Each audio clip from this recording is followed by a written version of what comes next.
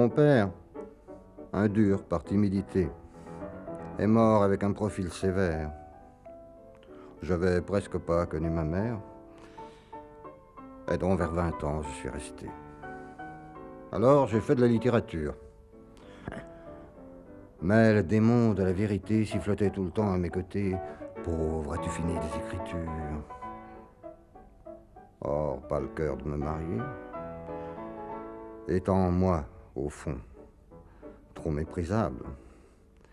Et elle, pas assez intraitable, mais tout le temps là, à s'extasier.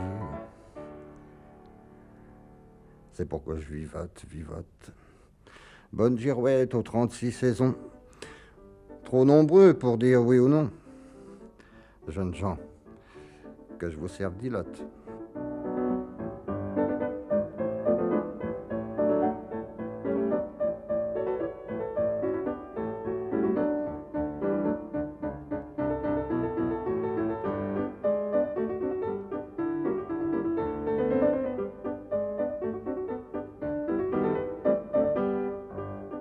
Relecture. Une émission d'Hubert Juin. Aujourd'hui, Jules Laforgue, avec la participation de Bernard Delvaille et Marie-Françoise Moretti. Texte lu par François Mestre, Marc Hérault, Patrice Galbaud. Réalisation Anne Lemaître.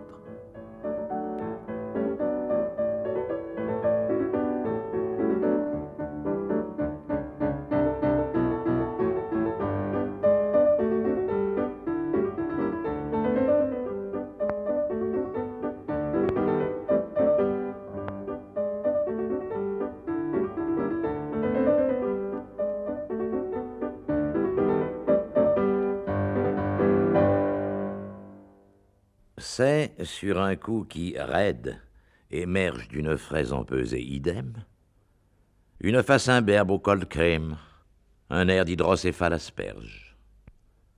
Les yeux sont noyés de l'opium de l'indulgence universelle, la bouche clownesque en sorcelle comme un singulier géranium.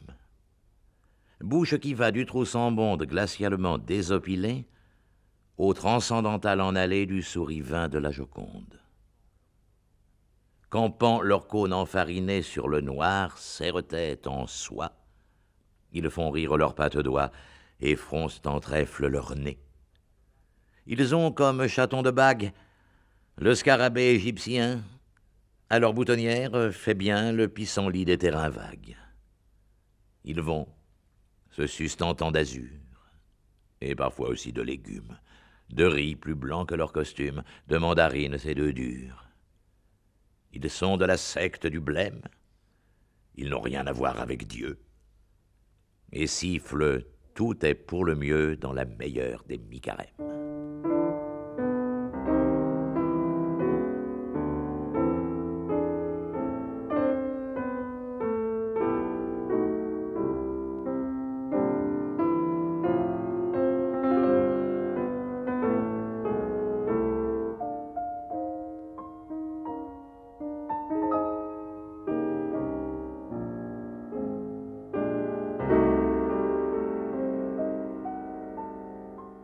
Maquillés d'abandon, les manches en saule, ils leur font des serments pour être vrais trop véhéments. Puis tumultes en gigues blanches, beuglant, ange, tu m'as compris, à la vie, à la mort. Et songe, oh, passer par-dessus l'éponge. Et c'est pas chez eux parti pris. Hélas, mais l'idée de la femme se prenant au sérieux encore dans ce siècle, voilà les torts d'un rire aux déchirantes gammes. Ne leur jetez pas la pierre, ô vous qu'affecte une jarretière. Allez, ne jetez pas la pierre au blanc paria, ô pur Pierrot.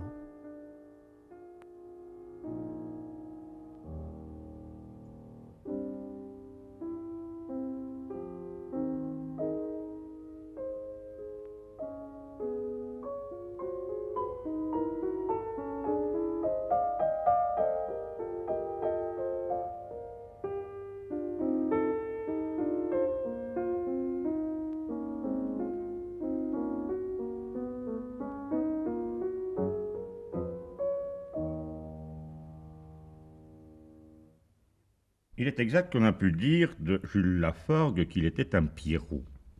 Aujourd'hui, ce personnage de Pierrot a un peu disparu de notre mythologie quotidienne, j'entends. Alors, il ne faut pas oublier qu'à cette époque, enfin à l'époque où vivait Jules Laforgue, à la fin du XIXe siècle, et dans cette tourne du siècle même, le personnage de Pierrot, à cause des deux bureaux, à cause des mimes, enfin, à cause d'un spectacle, était un personnage extrêmement familier. Alors ces poèmes sur les Pierrots me semblaient une excellente introduction à l'évocation que nous allons tenter de faire de ce très étrange jeune homme qu'était Jules Laforgue. Et cette relecture est justifiée par la mise dans le commerce d'une nouvelle édition de l'ensemble des poèmes de Laforgue due à Pascal Pillat, et cette fois en 2 volumes. Précédemment, il y avait un seul volume au livre de poche. Maintenant, il y a 2 volumes de la collection Poésie Gallimard, qui est une collection en format de poche également. Le premier volume contient les complaintes et les premiers poèmes. Le second, l'imitation de Notre-Dame la Lune et des fleurs de bonne volonté. J'ajoute que Pascal Pillat, parallèlement à cette édition, a donné également dans la collection Folio, toujours chez Gallimard, une édition des moralités légendaires. Ce qui fait qu'en gros, nous possédons la totalité de Jules Laforgue dans une collection extrêmement accessible à tous. Mais Laforgue, qu'est-ce que c'est ? Je crois que c'est d'abord une musique.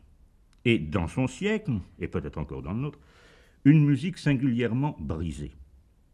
C'est le fait de cette rupture avec le ronron des alexandrins, dont tout le monde usait et abusait, qui tout d'un coup fait surgir cette voix particulière et lointaine. Lointaine non seulement parce que Laforgue vit peu à Paris, il vit surtout en Allemagne, et quand il vit en France, il va à Tarbes, mais également lointaine parce que c'est une voix de nostalgie, plutôt qu'une voix, disons, d'évocation immédiate.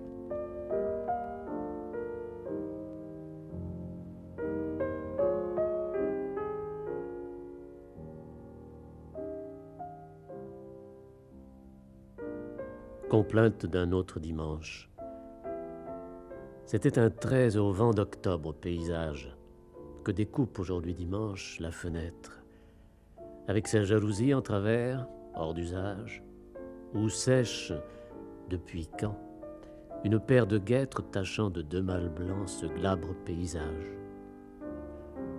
Un couchant mal bâti, suppurant du livide, le coin d'une buanderie aux tuiles sales, en plein le Val-de-Grâce comme un qui préside. 5 arbres, en proie de mesquines rafales qui marbrent ce ciel cru de bandages livides. Puis, les squelettes de glycines aux ficelles en proie à des rafales encore plus mesquines. Ô lendemain de noces, aux bribes de dentelle, montrent-elles assez la corde ces glycines recroquevillant leur agonie aux ficelles? Oh, qu'est-ce que je fais ici dans cette chambre? Des vers. Et puis, après, ô sordide limace, quoi, la vie est unique. Et toi, sous ce scaphandre, tu te racontes sans fin et tu te ressasses. Seras-tu donc toujours un qui garde la chambre? Ce fut un bien au vent d'octobre paysage.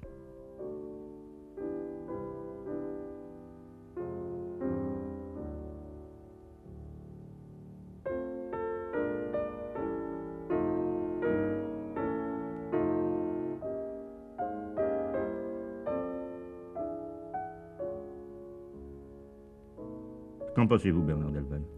Moi, j'ai été très sensible à cette évocation de Pierrot parce que je viens justement de lire un long chapitre d'un livre de Derrida à propos de Mallarmé, où il parle précisément d'un texte de Mallarmé qui s'appelle Mimique, lequel a été inspiré par un mime de Paul Marguerite qui s'appelait Pierrot, assassin de sa femme. Et Derrida en profite pour nous faire tout l'historique du thème de Pierrot, depuis Théophile Gautier jusqu'à Laforgue. Et en effet, c'est une chose sur laquelle il y aurait peut-être lieu de se pencher. Ce côté lunaire et ce côté Pierrot, ce côté mime, ce côté travesti, enfin, dans une partie de la littérature de la deuxième moitié du XIXe siècle. Ceci dit, plus qu'une musique de Laforgue, je crois qu'il y a un ton Laforgue. Il y a un ton qui est inimitable, et peut-être que le ton est une chose plus rare à posséder que la musique. Et je voudrais surtout, peut-être en épigraphe à cet entretien, rappeler 2 vers, un distique. Je n'ai jamais su s'il était juste ou faux, je n'ai jamais su comment il fallait le rimer, comment il fallait le couper. Ce sont 2 vers, je crois, de Francis de Miomandre. C'était un jeune homme qui avait beaucoup lu Laforgue, et il en reste toujours quelque chose. C'est de Miomandre, effectivement.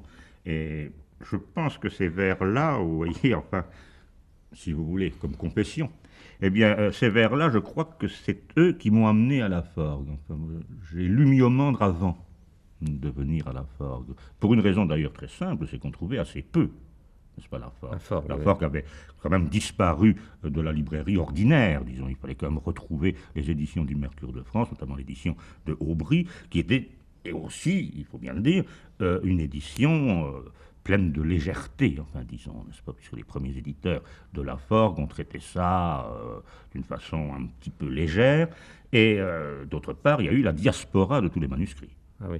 Il est évident que Pascal Pillat le raconte, il a découvert, lui, par exemple, dans certaines collections, la fin d'un poème, et dans d'autres collections, le début du même poème, n'est-ce pas? C'est-à-dire que vraiment, on a vendu ces papiers, je pense que c'était pendant la Seconde Guerre mondiale, parce que tout le monde les avait oubliés dans un tiroir du Mercure de France. Et il y a eu un moment, je crois, où à Montmartre, c'est-à-dire avant la guerre de 14, à l'époque héroïque de Max Jacob, de Picasso, de Salmon, du tout jeune Reverdy, je ne sais plus qui le raconte dans ses souvenirs, peut-être Carco, il y avait véritablement 2 bandes de jeunes gens qui gravissaient les rues de la Butte en criant les uns vive Rimbaud, à bas Laforgue, les autres vive Laforgue, à bas Rimbaud. Il y avait une sorte pas de contradiction, mais d'inimitié entre les partisans de l'un et les partisans de l'autre. Et en effet, je crois que chacun des 2 représente un ton un peu différent de la poésie française. Ils sont chacun d'une lignée différente. Enfin. Et cependant, ils ont été lancés par la même revue, enfin en gros, La Vogue. La Vogue, oui.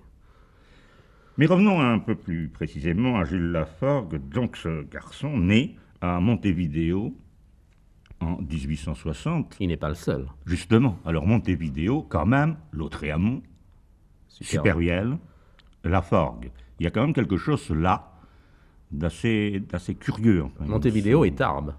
Et les 2, oui, bien sûr, parce qu'ils 3. sont d'origine tarbaise, tous, bien 3. sûr, bien sûr. Mais il est vrai que les habitants du sud-ouest allaient, n'est-ce pas, toujours en Amérique du Sud, et ils étaient bergers ou ils avaient des commerces, enfin, bien entendu. Ils étaient commerçants. Mais Laforgue revient assez tôt en France et commence assez vite une vie de misère. Il est dans une famille, disons, nombreuse, ô combien, puisque quand sa mère meurt à l'âge de 38 ans, elle a mis au monde 11 enfants. Le père fait de mauvaises affaires, enfin, il va retourner à Tarbes, il va mourir d'ailleurs au moment où Jules Laforgue, lui, va quitter la France pour Berlin. Mais avant ce départ pour Berlin, Laforgue vit avec sa sœur Marie, partage un appartement à Paris, et il a renoncé à toute carrière, il a abandonné ses études, il était d'ailleurs très très mauvais étudiant. La seule chose moi qui me frappe, et qui l'explique peut-être un peu, c'est que les accessites qu'il a eus, les principaux, sont toujours des accessites d'éducation religieuse. Le cours de religion lui plaît beaucoup, et il est vrai que quand il commence à écrire, et il n'a pas tout de suite ce vers et ce ton, ce vers brisé, ni ce ton dont vous parliez, il écrit des poèmes ambitieux. Il parle de sa période cosmique, le sanglot de la terre, un peu hugolien, mais avec une angoisse métaphysique. Et alors là, je me demande si cette angoisse métaphysique ne lui est pas restée. Il perd la foi au moment de la mort de sa mère, ou un peu plus tard, et quelque chose là de tourmenté lui reste. Mais ce quelque chose de tourmenté, qui est évidemment une religiosité foncière, et qui au début se marque par un certain catholicisme, va, et on s'en rend compte dans certains poèmes, va étrangement, et on ne voit pas, enfin je ne sais pas très bien sous l'influence de qui, se transformer parfois en une religiosité voisine des religions orientales. Oui. Il parle du nirvana, il est très proche des bouddhistes, et il y a une sorte de tentation orientale à certains moments dans Laforgue. C'est peut-être au fond le résultat de son ennui qui lui fait saisir que l'inutilité de tout, l'éternité, n'est-ce pas, comme il dit, et qui fait qu'après tout, peut-être que c'est ces religions-là qui lui conviennent le mieux. Oui, il faut ajouter quand même à ça des lectures qui ont dû le marquer, n'est-ce pas? Il lit très tôt le livre d'Hartmann sur l'inconscient, et surtout, il devient un lecteur assidu de Schopenhauer, à tel point que lorsqu'il sera en Allemagne, il fera un détour lors d'un voyage pour aller voir la maison natale de Schopenhauer. Il est donc très marqué, je crois, par cela, ce qui rejoint effectivement ces philosophies, disons, athées, ou ces religions athées qui sont les religions orientales. Je dis athée, contrairement à des religions à Dieu personnel, enfin comme la religion catholique. Mais Laforgue aussi est quelqu'un qui prend très vite conscience de la fragilité, de la fugacité, peut-être même de l'inutilité des choses.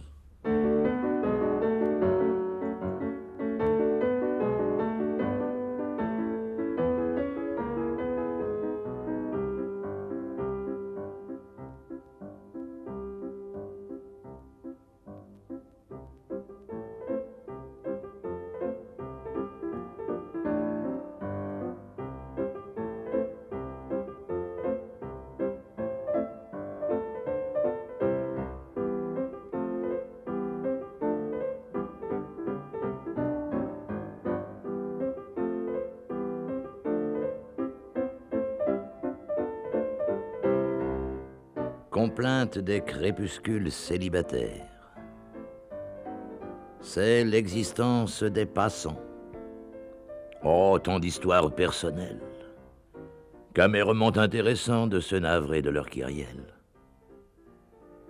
Ils s'en vont, flairés d'obscurs chiens, ou portent des paquets, ou flânent. Oh, sont-ils assez quotidiens, tueurs de temps et monomanes, et lorgneurs d'or comme de strass, aux quotidiennes devantures. La vitrine allume son gaz, toujours de nouvelles figures. Oh, que tout m'est accidentel, oh, j'ai-il l'âme perpétuelle. Hélas, dans ce cas, rien de tel que de pleurer une infidèle. Mais qu'ai-je donc laissé là-bas? Rien. Et voilà mon grand reproche. Oh, culte d'un Dieu qui n'est pas, quand feras-tu taire tes cloches? Je vague depuis le matin, en proie à des loisirs coupables, épiant quelques grands destins dans l'œil de mes douces semblables. Oh, rien qu'un lâche point d'arrêt dans mon destin qui se dévide. Un amour pour moi tout exprès, en un chéneau de chrysalide. Un simple cœur et des regards purs de tout esprit de conquête. Je suis si exténué d'art, me répéter, oh, mal de tête. Va, et les gouttières de l'ennui, ça goutte sur ma nuque, ça claque à petit bruit. Oh, ça claquera jusque... On a surtout l'impression que c'est quelqu'un qui s'ennuie, qu'il a placé l'ennui au niveau d'une sorte de mythe, enfin, d'une sorte de vitalité. Enfin, il s'ennuie, il le dit tout le temps, n'est-ce pas? Les villes d'eau. Les villes d'eau, les villes d'eau, bien sûr. Et quand il va en Allemagne, où Paul Bourget l'a introduit comme lecteur de l'impératrice Augusta à Berlin, il voyage avec l'impératrice, il va à Bade, ils vont même jusqu'au Danemark, et il traverse toutes ces villes d'eau, et dans toute l'œuvre de Laforgue, surtout dans les moralités légendaires, davantage que dans les poèmes en vers, dans les moralités légendaires, et dans les mélanges posthumes, où il y a des pages sur Berlin, des pages sur l'aquarium de Berlin, des choses comme ça, il y a une sorte de hantise des villes d'eau, et au fond, Laforgue n'est pas du tout, non plus que Supervielle ou que Ducasse d'ailleurs, un écrivain du Sud. Ce qui fascine Laforgue, c'est le Nord, c'est la Baltique. C'est en effet ces villes d'eau, c'est l'automne, les casinos qu'on abandonne, remise leur piano. Il y a là une sorte de musique d'arrière-saison, une musique de septembre et de valse lente, enfin qui est dans toute l'œuvre de Laforgue en filigrane, et qui est peut-être celle qui n'est pas la plus nécessairement fascinante, mais qui aura peut-être le maximum d'influence sur des gens comme Gide. Enfin, entre André Walter et Laforgue, il y a quand même des points communs.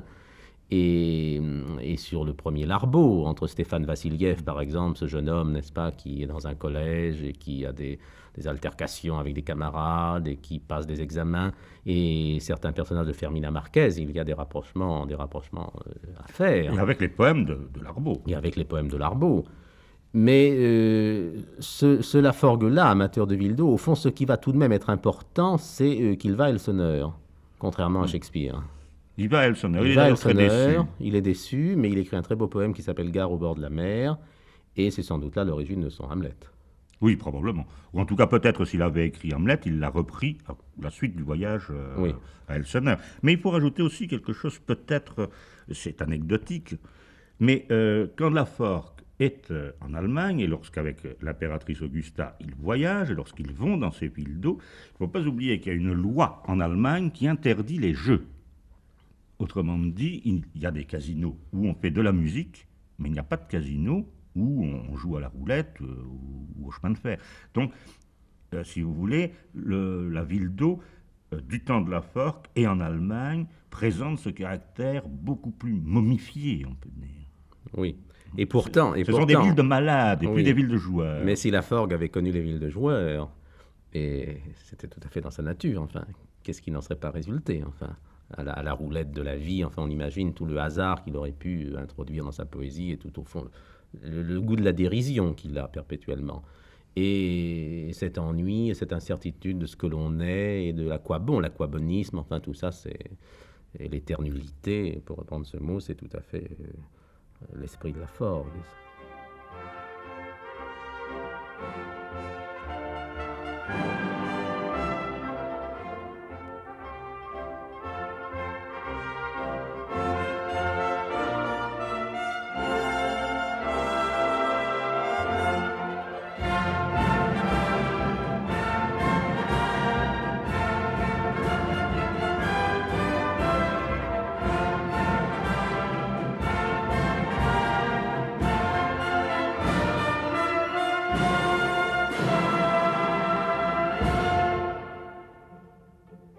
Jamais, jamais, jamais cette petite ville d'eau ne s'en douta. Avec son inculte conseil municipal délégué par des montagnards rapaces et nullement opéra comique malgré leur costume. Oh, que tout n'est-il opéra comique, que tout n'évolue-t-il en mesure sur cette valse anglaise Myosotis, qu'on entendait cette année-là, moi navré dans les coins comme on pense, au casino. Valse si décemment mélancolique, si irréparablement dernier beau jour. Cette valse. Oh, si je pouvais vous en inoculer d'un mot le sentiment avant de vous laisser entrer dans cette histoire. Ô gants jamais rajeunis par les benzines, ô brillant et mélancolique va-et-vient de ces existences, ô apparence de bonheur, si pardonnable, ô beautés qui vieilliront dans les dentelles noires au coin du feu, sans comprendre la conduite des fils viveurs et musclés qu'elles mirent alors au monde avec une si chaste mélancolie. Petite ville de mon cœur. Or, les malades n'y tournent pas autour des sources, tenant en main le verre gradué. C'est des bains qu'on y prend. Eau à 25 degrés, se promener après le bain, puis faire un somme. Et c'est pour les névropathes, et c'est surtout pour la femme, pour les féminines qui en sont là. On les voit errer, les bons névropathes, traînant une jambe qui ne valsera plus, même sur l'air fragile et compassé de Myosotis, ou poussés dans une petite voiture capitonnée d'un cuir blasé. On en voit quitter soudain leur place pendant un concert au casino avec d'étranges bruits de déglutition automatique. Ou soudain, à la promenade, se retourner en portant la main à leur nuque, comme si quelque mauvais plaisant venait de les frapper d'un coup de rasoir. On en rencontre, au coin des bois, la face agitée d'inquiétants tics, semant dans les ravins antédiluviens les petits morceaux de lettres déchirées. Ce sont les névropathes. Enfants d'un siècle trop brillant, on en a mis partout. Le bon soleil, ami des couleuvres, des cimetières et des poupées en cire, attirent aussi là comme ailleurs quelques phthisiques, race à pas lents mais chère aux dilettantes. On jouait dans ce casino autrefois. Ô époques brillantes et irresponsables, que mon cœur de folle, que mon cœur vous pleure. Depuis qu'on n'y joue plus, ô ombre du prince canine, toujours flanqué de son fidèle Leporello, quel fossoyeur incompris vous soigne. Les salles en sont bien désertées, avec leurs inutiles gardiens décorés, en drap bleu à boutons de métal. La salle où on lit les journaux, toujours solides au poste, eux, a toujours pour vous en chasser quelqu'un de ces névropathes dont le bruit de déglutition automatique vous fait tomber le temps des mains. L'ancienne salle de jeu n'a plus que des toupies hollandaises, des jockeys billards, des vitrines de l'eau pour loteries enfantines et dans les coins, des installations pour joueurs de dames et d'échecs. Une autre salle sert de remise du piano à queue d'antan. Ô ballade incurablement romanesque de Chopin, encore une génération que vous avez enterrée, tandis que la jeune fille qui vous joue ce matin aime, croit que l'amour n'a pas été connu avant elle, n'a pas été connu avant la venue de son cœur distingué et dépareillé, et s'apitoie, ô ballade, sur vos exils incompris. Nul ne soulève aujourd'hui la draperie à fleurs fanées qui couvre ce piano d'antan. Mais les courants d'air des belles soirées hasardent d'étranges arpèges d'harmonica dans les stalactites de cristal de ce lustre qui éclaira tant d'épaules bien nourries, dansant sur les airs coupables d'Offenbach.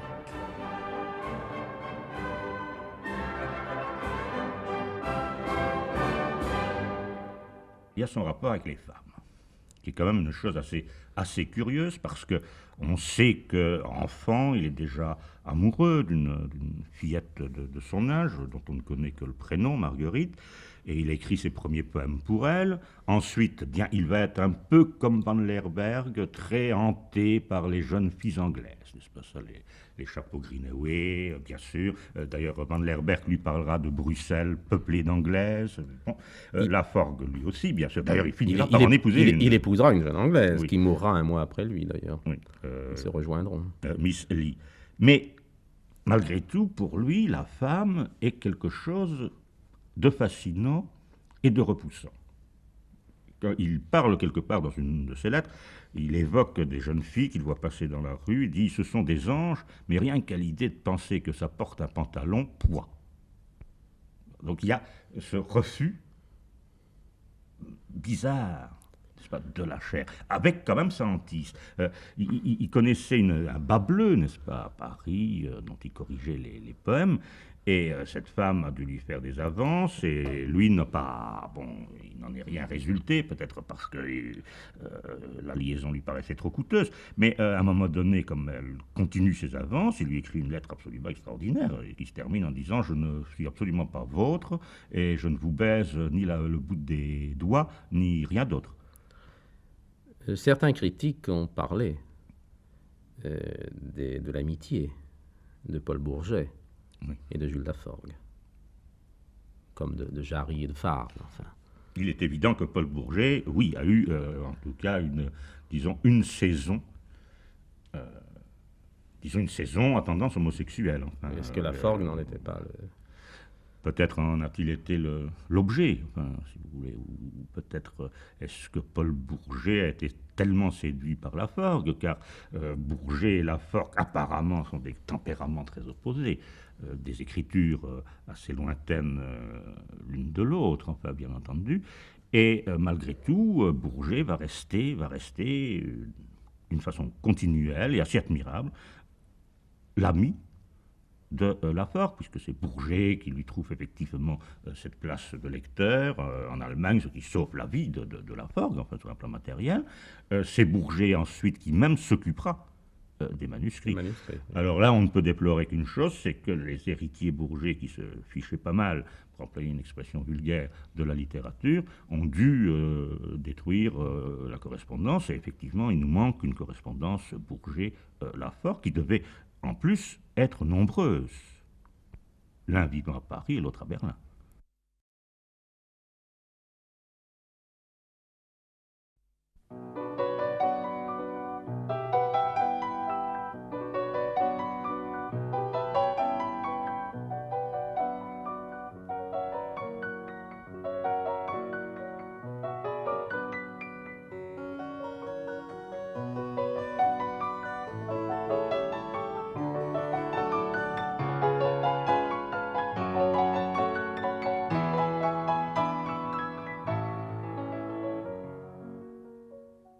Célibat, célibat, tout n'est que célibat.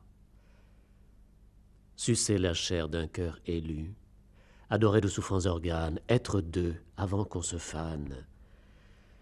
Ne serais-je qu'un monomane dissolu par ses travaux de décadent et de reclus? Partout, à toute heure, le thème de leur toilette, de leurs airs, des soirs de plage au bal d'hiver, est « Prenez, ceci est ma chair ». Et nous-mêmes, nous leur crions de tous nos airs « À moi, je t'aime ». Et l'on se salue, et l'on feint, et l'on s'instruit dans les écoles, et l'on s'évade et l'on racole de vénales et tristes folles, et l'on geint en vers, en prose. Au lieu de se tendre la main, se serrer la main sans affaire, selon les cœurs, selon les corps. Trop tard. Des faibles et des forts dans la curée des durs louis d'or. Pauvre terre. Histoire humaine. Histoire d'un célibataire. Mais qu'est-ce qui pouvait rapprocher, à votre avis, autrement Bourget de Laforgue? Effectivement, il y a peut-être là... C'est pas très bien. Enfin, peut-être, bon, ils se sont rencontrés, ils se sont connus dans un certain groupe d'amis. Il est certain que les premiers poèmes de Bourget évoquent aussi les mêmes paysages bleus et gris, les mêmes paysages de mer du Nord, que tout ça sous, au fond, l'influence de Heine. Les mêmes paysages que ceux que Laforgue allait aimer. Maintenant, en effet, quels ont été les rapports précis entre les deux, il est beaucoup plus difficile de le dire que de Verlaine à Rimbaud. Reste le problème du vers libre. C'est-à-dire cette querelle, enfin, qui ne sera pas le fait des participants, mais enfin, Marie Krisinka, Gustave Kahn, Jules Laforgue, voilà à peu près le triangle. Et oui, c'est le triangle, mais il y a deux personnages qui jouent leur rôle dans cela. C'est d'abord Rimbaud, parce que quand les Illuminations paraissent dans la Vogue en juin, je crois, 86, il y a deux poèmes qui sont Marine et Mouvement, dans lesquels Rimbaud, évidemment, désarticule complètement la prose, désarticule complètement le vers, et on peut faire de lui, en effet, peut-être l'ancêtre du vers libre, étant donné que ces deux poèmes doivent remonter à 1874 ou à 1875. L'autre chose troublante, c'est Whitman. Oui. Car Laforgue traduit Whitman. Et ces traductions de Whitman paraissent aussi dans la Vogue. Seulement, si on regarde les textes, il y a un autre problème qui se pose, c'est que chez Laforgue, si on prend les derniers vers, si on prend L'hiver qui vient, qui est son poème le plus célèbre en vers libre, et d'autres poèmes comme Certains dimanches de la fin, enfin vraiment les derniers vers, et les deux poèmes en vers libre, entre guillemets, de Rimbaud et les traductions de Whitman, des Feuilles d'herbe, chez Laforgue, il y a la rime. Le vers libre de Laforgue est beaucoup plus proche de celui d'Henri de Régnier, de Vielle-et-Griffin ou de Gustave Kahn que de celui de Rimbaud ou de Whitman, qui sont des vers complètement libres, libérés, ultra-libérés, et qui n'ont absolument plus de sonorité et de musique et de pieds sur lesquels reposer, alors que chez Laforgue, il y a tout de même une certaine scansion, il y a un certain rythme, enfin, on s'y retrouve dans le vers libre de Laforgue. Dans celui de Rimbaud, de Whitman, on ne s'y retrouve pas. Alors, est-ce Kahn, est-ce les palais nomades, est-ce les derniers vers de Laforgue qui sont avant? On peut se dire, et je crois qu'il faut se dire toujours cette chose-là, c'est que certaines choses sont dans l'air et se retrouvent au même moment. C'est l'histoire de Leibniz et Newton. Enfin, deux inventions se reconnaissent et éclatent au même instant. Est-ce qu'il n'y a pas autre chose peut-être chez Laforgue? Enfin, je veux dire dans la... Et puis des vers libres, il y en a chez Baudelaire. Oui, il y en a. La préface qui n'a jamais été achevée pour la dernière édition des Fleurs du Mal, la fameuse préface où il parle de Paris, enfin, elle est en vers libre telle qu'elle nous est donnée. Bien sûr. Victor Hugo ne met pas de majuscule au début de ses vers. Bien sûr, bien sûr. Mais est-ce qu'il n'y a pas autre chose chez Laforgue, alors peut-être pour expliquer un peu mieux sa façon, oui, sa façon de poser son poème, est-ce qu'il n'y a pas, comme il y avait une influence du Pierrot, du mime, c'est-à-dire du Pierrot des deux bureaux, enfin des deux bureaux père et fils, est-ce qu'il n'y a pas aussi chez Laforgue une contamination, comme chez Charles Cros, du monologue? Voilà aussi quelque chose que nous ne connaissons plus. Oui, aussi il faut dire que le vers de Laforgue a toujours été désarticulé. Toujours. Comme un pantin. Même ses vers réguliers sont toujours désarticulés, sont toujours tortueux. Peut-être alors là, Laforgue n'aimait pas beaucoup qu'on lui replace là, je crois. C'est l'influence de Corbière. Car oui. Il a écrit sur Corbière des choses pas très aimables. Mais il est certain que la manière dont dans Les Amours jaunes le vers est désarticulé, Les Amours jaunes paraissent en 75, c'est-à-dire que Laforgue a 15 ans seulement, ont certainement une influence sur Laforgue. Il y a une chose, je crois, qui est très frappante chez Laforgue, c'est quand on voit ce qu'il lit, lorsqu'on voit ce dont il parle, lorsqu'on voit ce dont il s'imprègne, on s'aperçoit que, outre le créateur qu'il était, c'était un critique absolument remarquable. Parce que où Brunetière et France et tout ça se trompent totalement, Louis voit juste. Oui, il a écrit sur Mallarmé, il a écrit sur Baudelaire. Des pages tout à fait admirables. D'ailleurs, ce qu'il dit de Baudelaire, je crois qu'on peut le lui appliquer. Il dit que Baudelaire a été le premier qui s'est exprimé sur un ton de confessionnal et qui n'a pas pris l'air inspiré. Et je crois que Laforgue, en effet, s'est exprimé sur un ton de confessionnal et qui n'a jamais pris l'air inspiré. Et d'ailleurs, ce qu'il désarticule aussi, outre le vers, c'est, si vous voulez, la matière poétique. Alors là, dans les moralités légendaires, enfin, Oui. son Hamlet qui est un Hamlet effectivement désarticulé, un Hamlet vu et revu par de Bureau, beaucoup plus que par Shakespeare. Oui, certainement. Et il y a alors, ça c'est toujours une chose aussi qu'il faut étudier quand on parle de Laforgue ou de Corbière, cette étonnante influence qu'il a eue sur les poètes anglo-américains, disons, c'est-à-dire sur Eliot et sur Pound, qui considéraient Laforgue comme des maîtres. Pound, de toute façon, lui, sort directement de Laforgue. Il sort directement de Laforgue. Il l'avoue. Et Eliot aussi. Oui, les Four Quartets, bien sûr, c'est signé Laforgue. Enfin, signé Laforgue, non, entendons-nous, c'est signé Eliot. Il y a Théophile Gautier, etc. Mais là, il y a une tradition de poésie française qui s'est peut-être davantage perpétuée à l'étranger, d'ailleurs, qu'en France. Oui, on est d'ailleurs très frappé de voir à quel point Laforgue est étudié dans les universités étrangères, d'une part, et d'autre part, de remarquer à quel point il existe des éditions en français, mais annotées dans des langues différentes. Il y en a d'absolument remarquables, en Italie, en Angleterre, en Allemagne. On se demande même si Laforgue n'est pas un poète beaucoup plus reconnu ailleurs que chez nous. C'est très possible, comme Corbière d'ailleurs, comme Gautier aussi.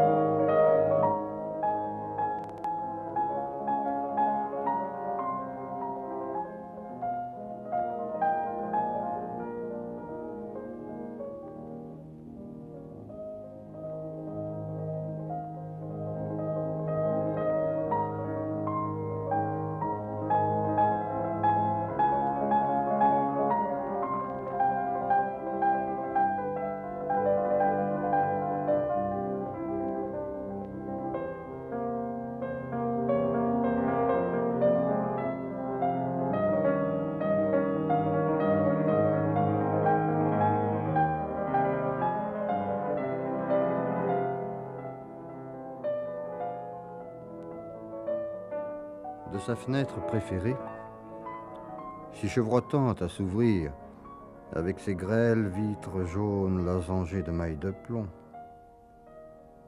Hamlet, personnage étrange, pouvait, quand ça le prenait, faire des ronds dans l'eau. Dans l'eau, autant dire dans le ciel. Voilà quel fut le point de départ de ses méditations et de ses aberrations.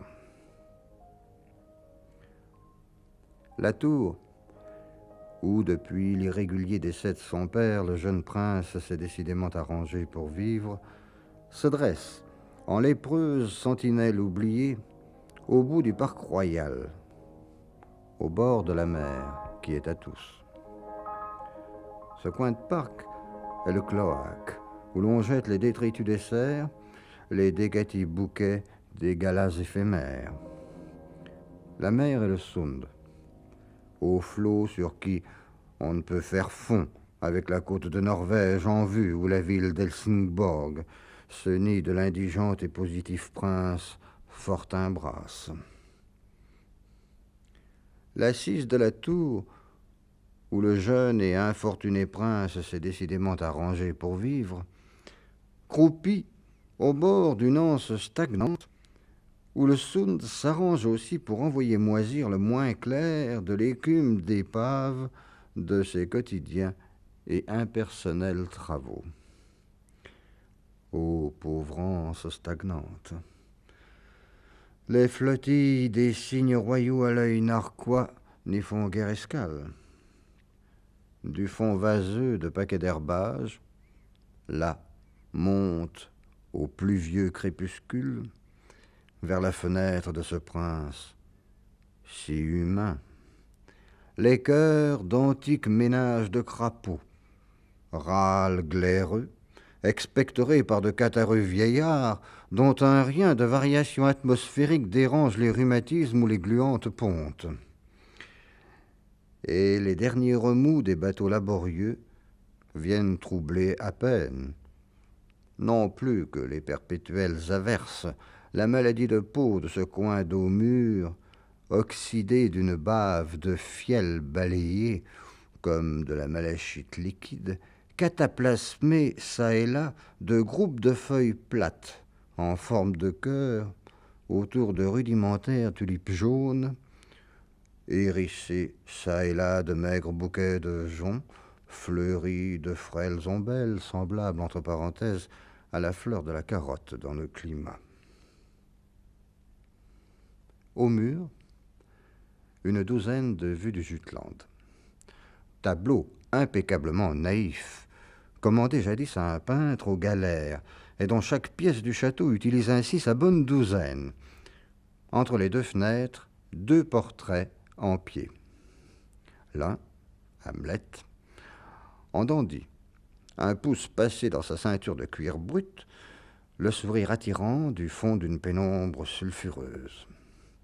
L'autre, son père, bardé d'une belle armure neuve, l'œil coquin et faunesque, fut son père, le roi Orvendil, irrégulièrement décédé en état de péché mortel, et dont Dieu est l'âme selon sa miséricorde bien connue. Sur une table, dans le jour d'insomnie des vitres jaunes, un laboratoire d'aquafortiste, irrémédiablement rongé de sales oisivetés, un fumier de livres, un petit orgue, une glace en pied, une chaise longue et un buffet à secret. Et il a peur d'être empoisonné depuis le louche décès de son père. Dans la chambre à coucher, près du lit, un gothique édicule en fer forgé, d'où un jeu de clés peut faire surgir 2 statuettes de cire. Géruta, mère de Hamlet, et son mari d'aujourd'hui, l'usurpateur adultère et fratricide Fengo, tous deux modelés d'un pouce plein de verve vengeresse, et le cœur puérilement percé d'une aiguille, la belle avance. Au fond de l'alcôve, un appareil à douche. Hélas. De noir vêtu, la petite épée au côté, coiffée de son sombrero de noctambule, Hamlet, accoudé à la fenêtre, regarde le Sund, le large et laborieux Sund, coulant son train ordinaire de flots quelconques, attendant le vent et l'heure de batifoler magistralement avec les pauvres barques des pêcheurs, seul sentiment dont la fatalité qui pèse sur eux les laisse capables.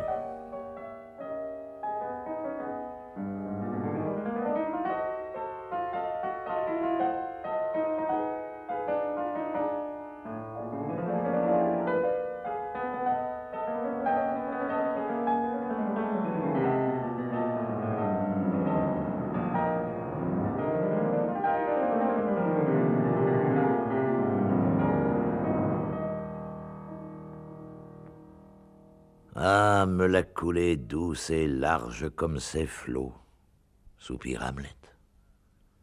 Ah, de la mer aux nuées, des nuées à la mer, il laissait faire le reste.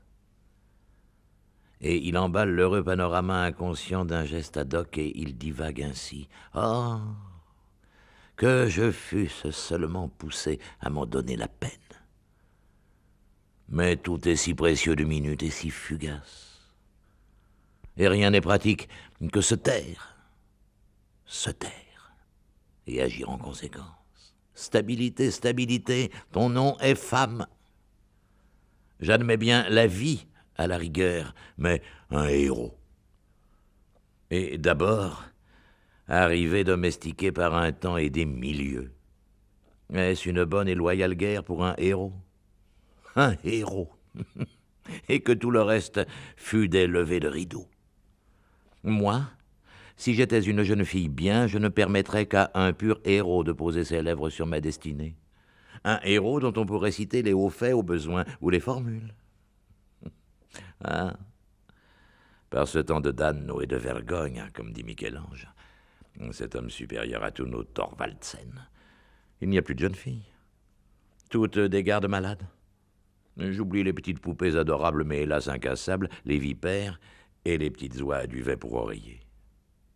Un héros. Ou simplement vivre. Méthode, méthode, que me veux-tu? Tu sais bien que j'ai mangé du fruit de l'inconscience. Tu sais bien que c'est moi qui apporte la loi nouvelle au fils de la femme et qui vais détrônant l'impératif catégorique et instaurant à sa place l'impératif climatérique. Le prince Hamlet en a comme ça long sur le cœur, plus long qu'il n'en tient en 5 actes, plus long que notre philosophie n'en surveille entre ciel et terre. Mais il est en ce moment particulièrement agacé par l'attente de ces comédiens qui n'arrivent pas et sur lesquels il compte si tragiquement. Outre qu'il vient de réduire en morceaux les lettres d'Ophélie, disparues depuis la veille, lettres écrites par une manie de petite parvenue sur du papier de Hollande si récalcitrant à déchirer que les doigts de Hamlet lui en cuisent encore furieusement. Ah, misère et petit fait.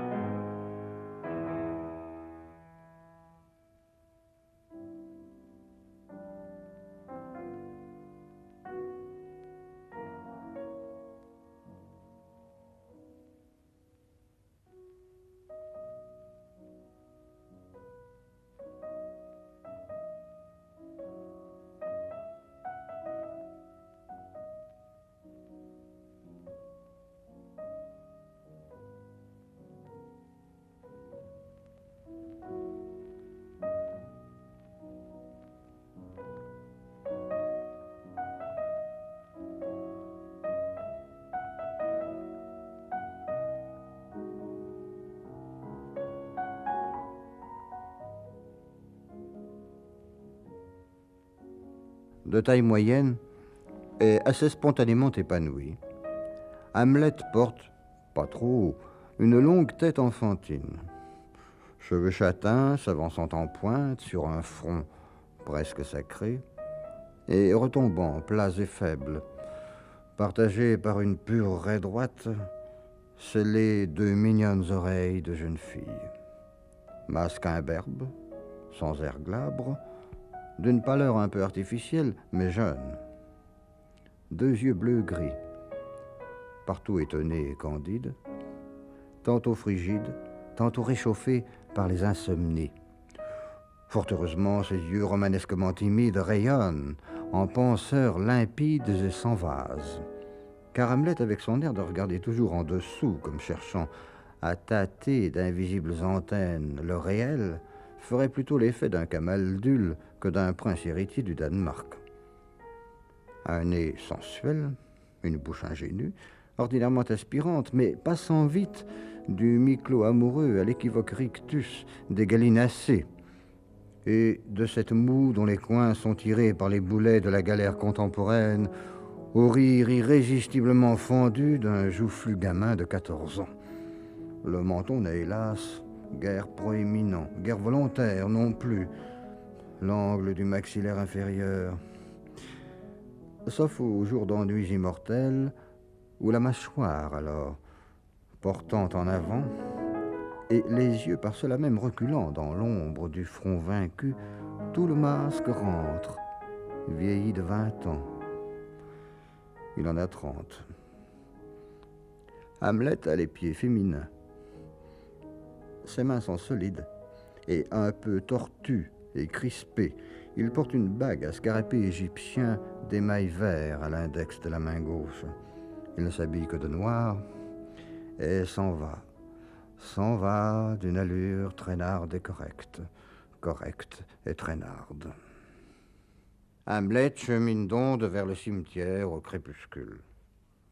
Il croise des troupeaux de prolétaires, vieux, femmes et enfants, revenant des bagnes capitalistes quotidiens, voûtés sous leur sordide destinée. Parbleu, songe Hamlet, je le sais aussi bien que vous, sinon mieux. L'ordre social existant est un scandale à suffoquer la nature. Et moi, je ne suis qu'un parasite féodal. Mais quoi, ils sont nés là-dedans, c'est une vieille histoire. Ça n'empêche pas leur lune de miel, ni leur peur de la mort. Et tout est bien qui n'a pas de fin. Eh oui, levez-vous un beau jour, mais pour qu'alors ça finisse. Mettez tout à feu et à sang. Écrasez comme punaise d'insomnie les castes, les religions, les idées, les langues. Refaites-nous une enfance fraternelle sur la terre, notre mère à tous, qu'on irait pâturer dans les pays chauds. Un jour, Hamlet était parti de grand matin pour la chasse. La préméditation, cette fois, l'avait tenu éveillé toute la nuit qui porte conseil. Armé d'on ne peut plus excellentes épingles, il préluda par embrocher les scarabées que la Providence mettait sur son chemin, les laissant ensuite continuer le leur ainsi. Il arracha leurs ailes aux papillons futiles, décapita les limaces, trancha les pattes de derrière aux crapauds et grenouilles, poivra de salpêtre une fourmilière et émit le feu, recueillit maints gazouilleurs dans les buissons et les abandonna au fil de la rivière prochaine pour leur faire voir du pays. Tout cela en cinglant à droite, à gauche, 1000 fleurs, sans égard pour leurs vertus pharmaceutiques. Et puis, en chasse. La forêt, de ces 1000 rumeurs printanières, le ravissait, tel lui ravit une chambre de torture de ces 1000 grésillements sur les réchauds. Et finalement, le soir, après une vaine sieste plus loin sous les arbres qui n'avaient rien vu, en revenant sur ses pas, un dernier spasme le poussa à prélever sur les victimes qui n'avaient pu s'aller cacher pour mourir et qui le retrouvaient en son chemin, une livre d'yeux crevés. Il s'y lava les mains, il s'engraissa les phalanges, il faisait craquer ses phalanges déjà toutes tiraillées de malaise. Ah, c'était le démon de la réalité. L'allégresse de constater que la justice n'est qu'un mot, que tout est permis, et pour cause, nom de Dieu, contre les êtres bornés et muets.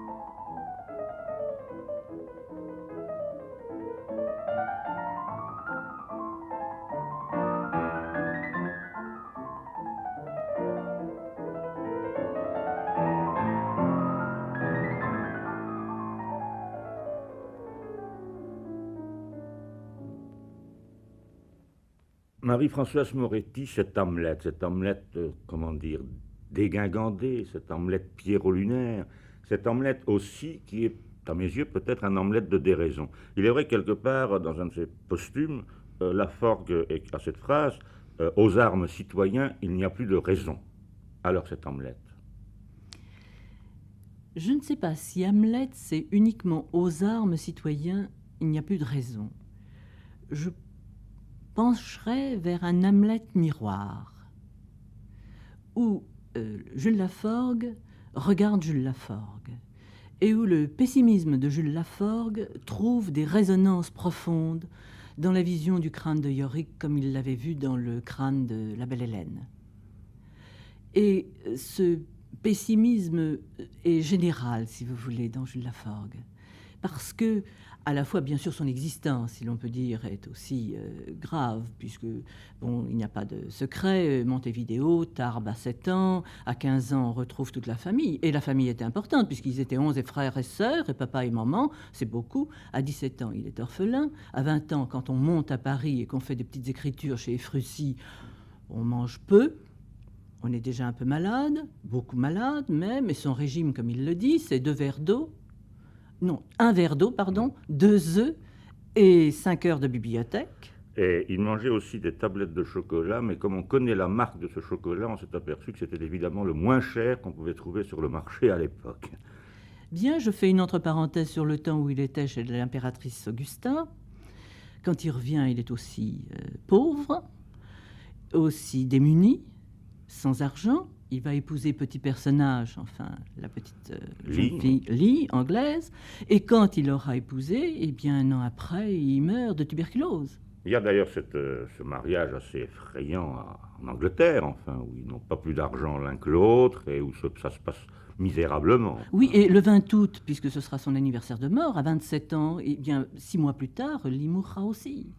Vous me direz que dans Hamlet, la vision qu'il a, et qu'il a eue aussi dans ses poèmes, Jules Laforgue, c'est une vision, j'allais dire, générale de la condition humaine. Cette condition humaine, qu'est-ce qu'elle est ? Un pessimisme à Lavigny ou un pessimisme à Lucrèce, enfin. Quand il dit « je suis perdu comme un atome inconnu solitaire », ce n'est pas gai non plus. Ah non, et puis enfin, on s'en souviendra de cette planète, c'est un mot qu'il partage avec Villiers-L'Isle-Adam. C'est cela, mais sa terre, comme il le dit dans son note funèbre, la terre est morte. La terre qui aurait dû être la mer idéale qu'on porte tous en nous, ou l'Éden natal, comme il le dira. Bref, il y a une attitude qu'on peut avoir devant la mort, ou le pessimisme, ou le noir, c'est se taire. Bon, c'est une façon, se tuer. Il le dit d'ailleurs d'une façon très grinçante quand il dit dans la complainte tu aurais dû me laisser les charbons pour me laisser m'étouffer, enfin. Ou alors rêver. Et c'est là que nous rejoignons votre Pierrot lunaire. Mais plus encore que le Pierrot lunaire, je crois, il y a cet appel vers un autre monde. Quand dans Far West, il parle de là-bas et tout ce qu'il aurait pu être, enfin, sous le mode grinçant qu'on connaît chez Laforgue, il dit se scalper de son cerveau d'Europe.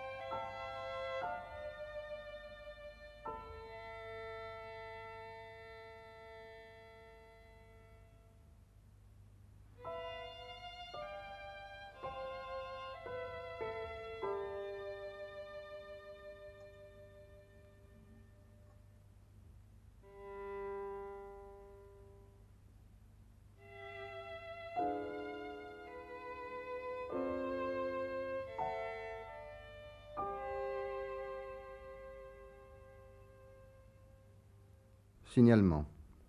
Chair de l'autre sexe. Elle est mon nom, moi. Chair, vive de 20 ans, poussée loin de ma bouche. L'air de sa chair m'ensorcelle en la fois aux abois, que par elle, où jamais mon destin fera souche. Et tout tremblant, je regarde, je touche, je me prouve qu'elle est. Et puis ne sais qu'en croire, et revois mes chemins de Damas, au bout desquels c'étaient encore les balançoires provisoires.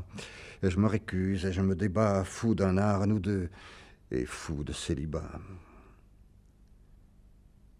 Et toujours le même air, me met en frais de cœur, et me transite en ses conciliabules. Deux grands yeux, savants, fixes et sacrés, tout exprès. Là, pour garder leur sœur cadette et si crédule, une bouche qui rit en campanule. Ô yeux durs, bouche folle. Ou bien, le contraire, une bouche tout à ses grands ennuis, mais l'arc tendu, sachant ses yeux, ses petits frères, tout à plaire et capable de rendez-vous de nuit pour un rien, pour une larme qu'on leur essuie. Oui, sous ces airs supérieurs, le cœur me piaffe de génie, en labyrinthe d'insomnie. Et puis, c'est bien ailleurs que je communie. Mais venons-en au pessimisme de Laforgue, parce que ce pessimisme, bien entendu, me semble-t-il, a quand même des origines, disons, culturelles également. Oui, n'est-ce pas? bien Parce sûr. qu'il y a la foi. C'est un jeune homme croyant, un adolescent croyant. Ensuite, il perd la foi. Et lui, il en reste quelque chose, nous l'avons dit tout à l'heure. Oui. Et alors, il y a les contaminations très germaniques, je crois. Avant même qu'il aille en Allemagne, il lit, c'est un des tout premiers lecteurs de Schopenhauer en France. Bien sûr. Et Hartmann. Et Hartmann. Mais cette lecture de Schopenhauer renforcera, si l'on peut dire, sa notion du noir. Parce que quand on prend la définition du pessimisme, quelqu'un qui se croit, n'est-ce pas, ou qui croit que tout va mal et qui voit tout en noir, lui, il n'y a pas besoin de croire, il est déjà.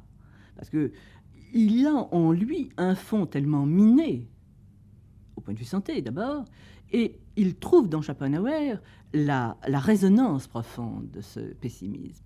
Parce que le tout en un, la désespérance qu'il y a dans tout, le fait que la religion dont vous parliez, il ne peut pas s'accrocher à cette religion.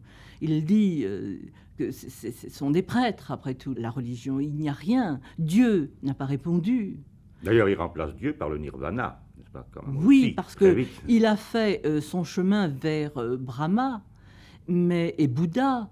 Et ce nirvana, quel est-il? Est-ce que c'est le nirvana acquis ou est-ce que c'est le nirvana dont on rêve? Parce que si c'est le nirvana acquis, ça demande beaucoup de choses. Et ça, ce chemin-là, il ne l'a pas encore fait. Non, il ne le fait pas, d'ailleurs. Il n'aura pas le temps. Non, il ne peut pas. Il ne peut pas. Peut-être heureusement pour nous, parce que ce seraient devenus les poèmes. Oui. Et il y a encore la résonance, vous dites, de l'Allemagne. Est-ce que dans cette Allemagne, il n'a pas vu presque uniquement la brume, le Berlin des murs, des cercles enclos dans une tristesse profonde, parce que quand on est poitrinaire, comme on disait à l'époque, c'est pas à Berlin qu'on va se restaurer, c'est pas à Hambourg, c'est pas à Elseneur. Non, et d'ailleurs, il a horreur d'Elseneur, ça. Oui. On l'a dit aussi tout à l'heure, mais enfin, on ne le signalera pas suffisamment, parce que vraiment, Elseneur aurait pu être pour lui une révélation, et c'est la révélation, alors, on revient à Hamlet, on rejoint Hamlet, parce qu'à ce moment-là, vraiment, il est conforté dans l'image d'un Hamlet pathétique et Oui. grotesque. Et grotesque. Parce qu'il y a du grotesque, dans Oui. Elseneur même. Et aussi, s'il avait pu prendre sur lui la notion de se croire un génie. Mais il doute de ce génie. Il sait bien, en regardant le crâne de Yorick, j'y reviens, que après tout passe. Et il se sent paria. Il n'a pas, pour lui, l'assurance de se dire « Eh bien, je suis quand même un génie. » Il a beau le crier « Laissez-moi, j'ai mon cœur, mon sacré cœur », comme il dit, mais c'est tout. Oui, et puis aussi, il a horreur du spectacle contemporain. Ça se voit, par exemple, dans ses attaques contre Paris.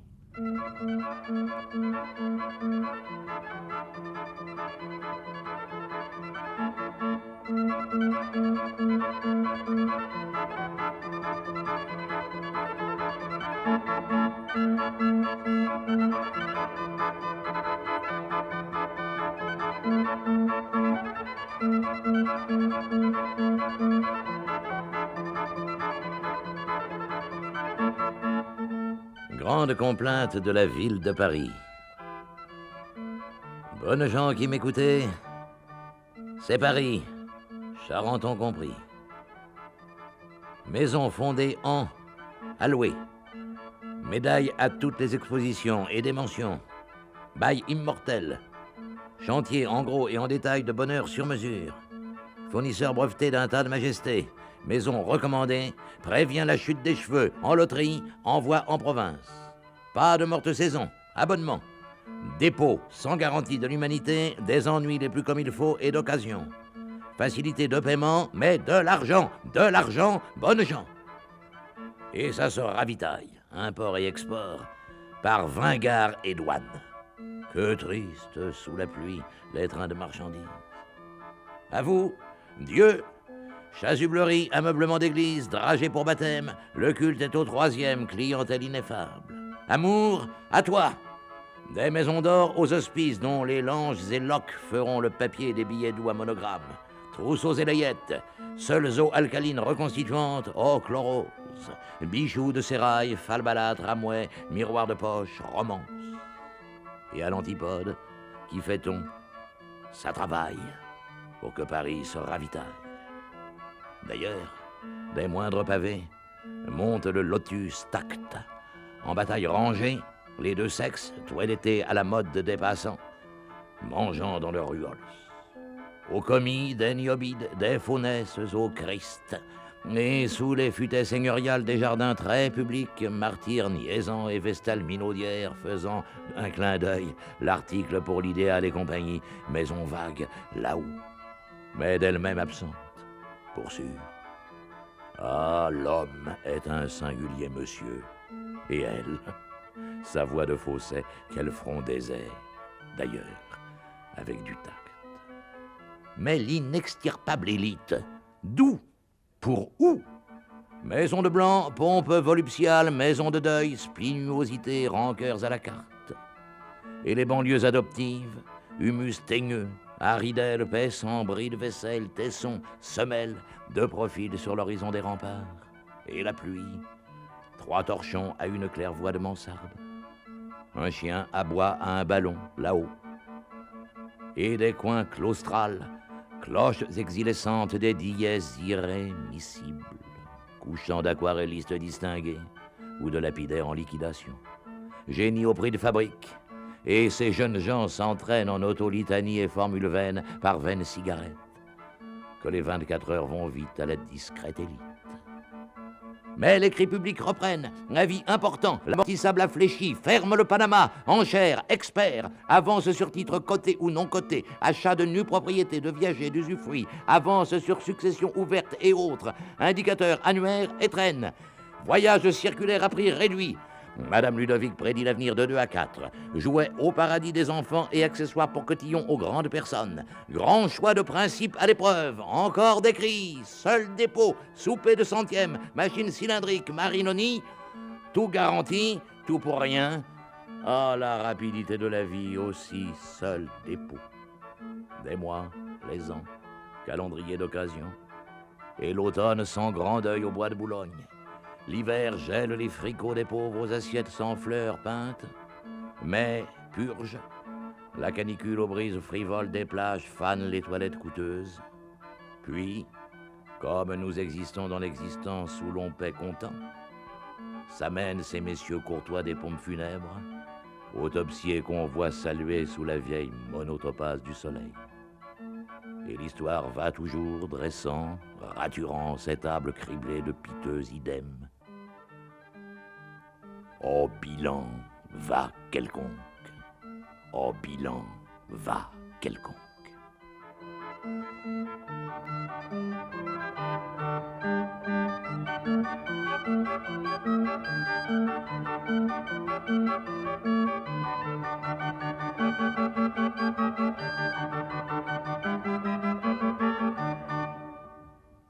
Qu'est-ce qu'il y a dans Paris? L'or, l'argent, des amours frelatés? Le commerce. Le commerce? Bref, les compromis. Or, il n'en veut pas. c'est à vous dégoûter de l'existence. Surtout que lui, l'argent, il n'en a pas. Ah, il n'en a absolument pas, et Frusy est un peu quand même quelqu'un qui l'est, mais enfin, Oui, qui ne même, peut quand même pas lui donner... oui, même quand Gustave Kahn le fera travailler à Vogue, sa revue, c'est un salaire de misère. C'est pour ne pas mourir de faim. D'ailleurs, il est un des rares qu'on paye, parce qu'on s'efforce, on sait dans quel état il De est, dénuement. et on lui donne ce qu'on appelle des piges, Mm. mais il est un des rares à en bénéficier. Enfin, Oui, bien Dujardin entendu. aussi va l'aider dans la revue indépendante, mais c'est presque rien. Presque rien. Et il est quand même là avec ses manuscrits, parce qu'il ne faut pas oublier qu'il veut faire carrière d'écrivain, il y croit. Quand il rentre d'Allemagne, il est sûr, il abandonne là une situation assurée, Oui. et il est sûr que les manuscrits qu'il a avec lui vont lui permettre de faire carrière, Oui, mais il les édite à compte d'auteur, le premier. le premier. Oui. Mais après, il compte quand même bien tirer profit de ses textes. Est-on sûr qu'il ait gagné de l'argent? Non, il n'en a pas gagné. Rien du tout. Parce Alors- que même Efrusy cesse de publier ses textes sur les peintres. Il faudra attendre longtemps avant qu'on reconnaisse un génie à Laforgue. Il faudra attendre Rémy de Gourmont, il faudra attendre des gens Eliot, qui le reconnaîtront comme un grand. Mais lui, a-t-il connu une gloire? Non. Non. Alors peut-être c'est là que vient cette espèce, encore une fois, de, comment dire, de réduction des choses. Enfin, parce que, malgré tout, il y a chez le premier Laforgue ce qu'il appelle sa période cosmique, c'est-à-dire une période Oui. de croyance, là, quand il essaye d'écrire ce livre qui n'existe pas, puisqu'il est éclaté, disséminé, le sanglot de la terre, et ensuite, tout ce qu'il regarde, il le minimise. Enfin, il le plonge dans une dérision, mais encore une fois, une dérision pathétique.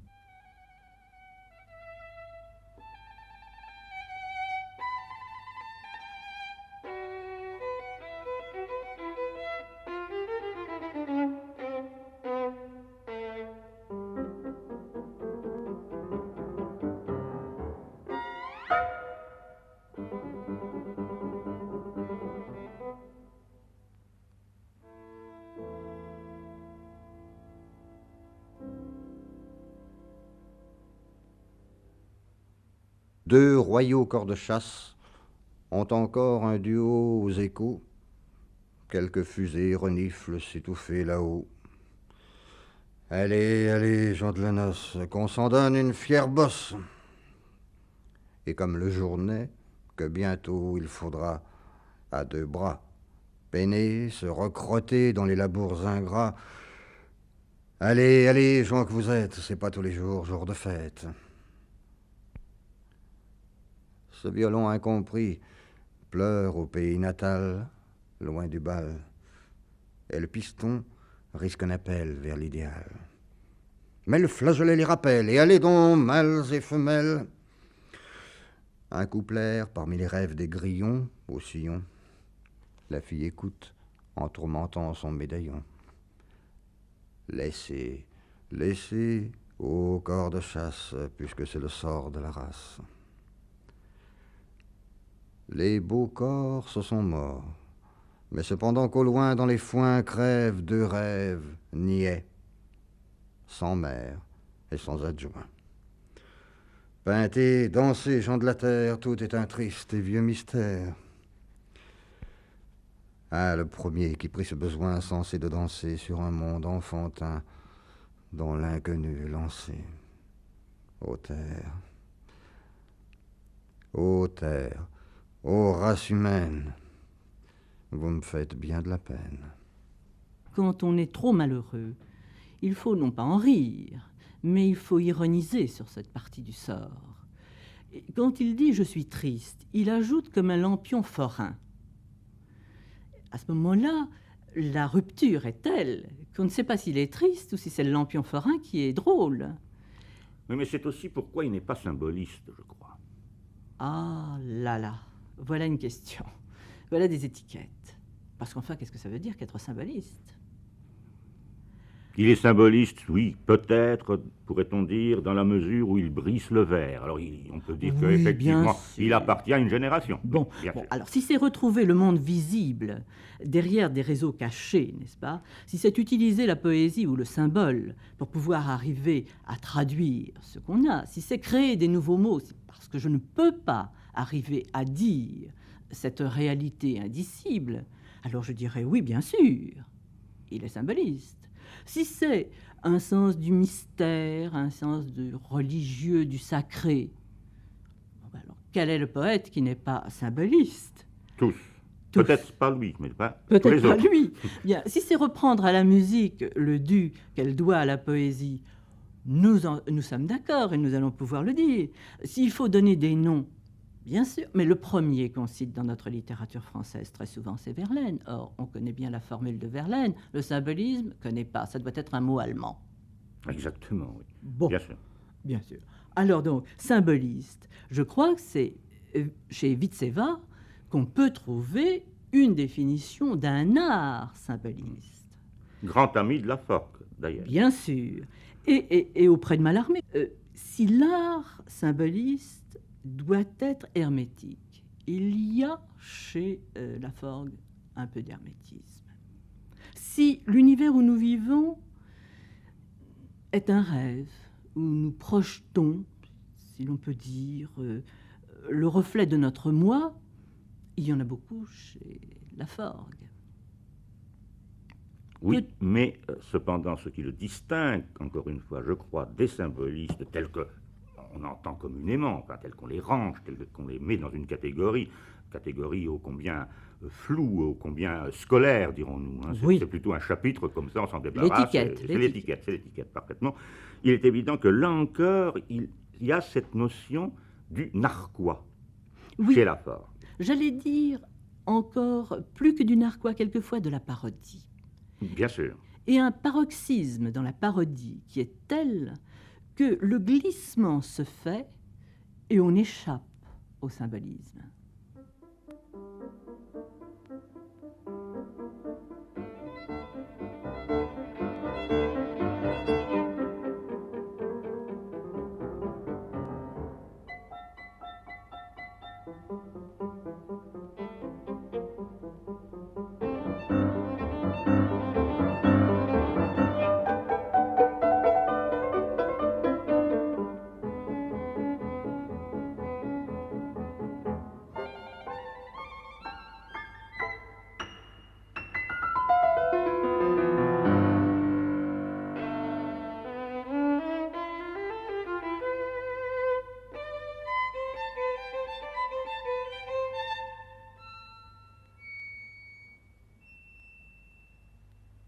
Dimanche.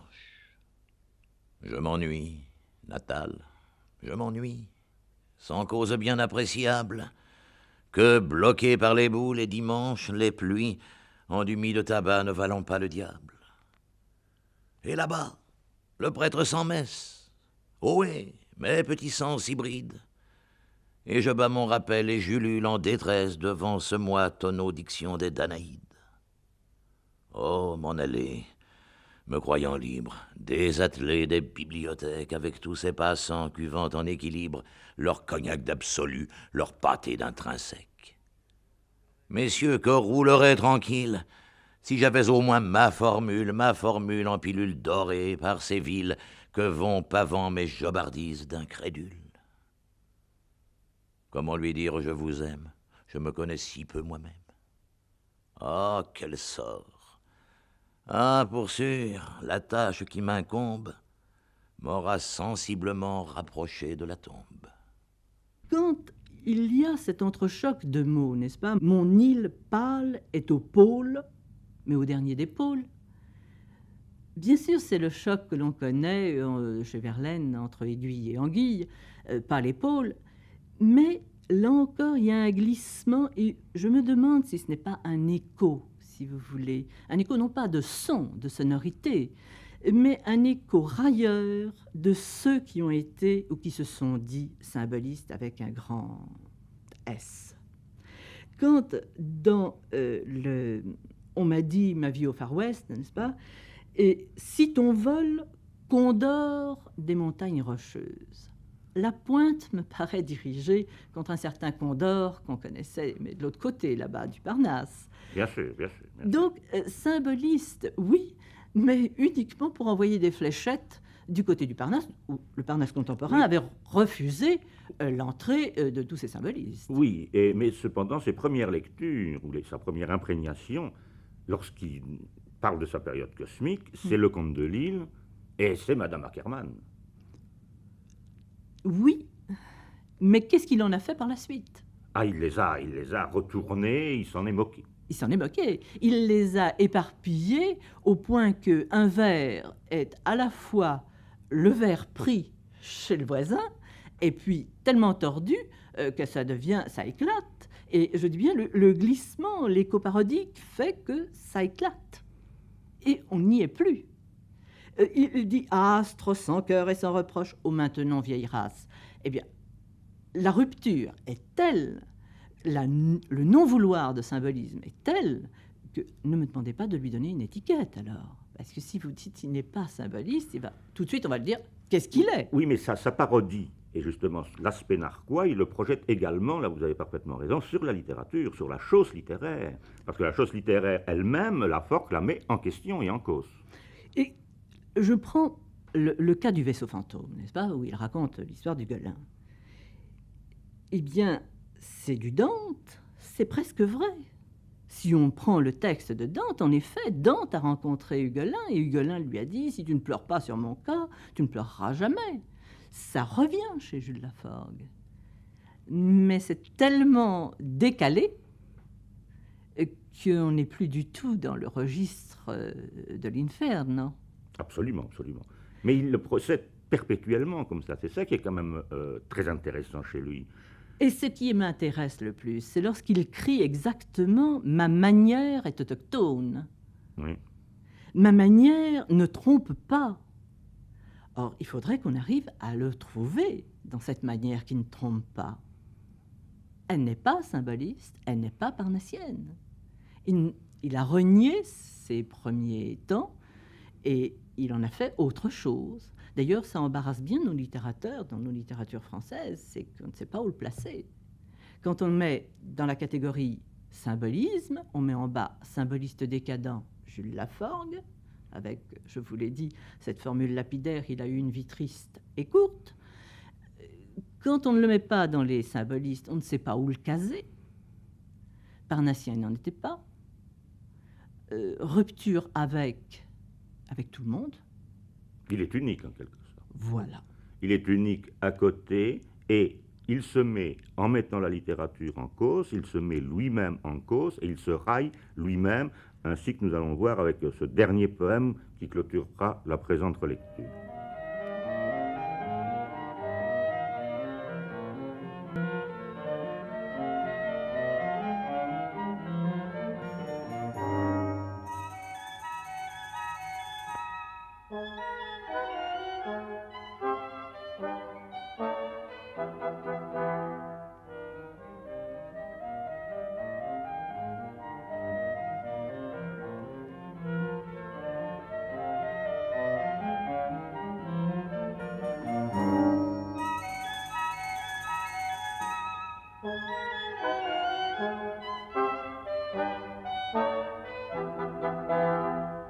Complainte des débats mélancoliques et littéraires.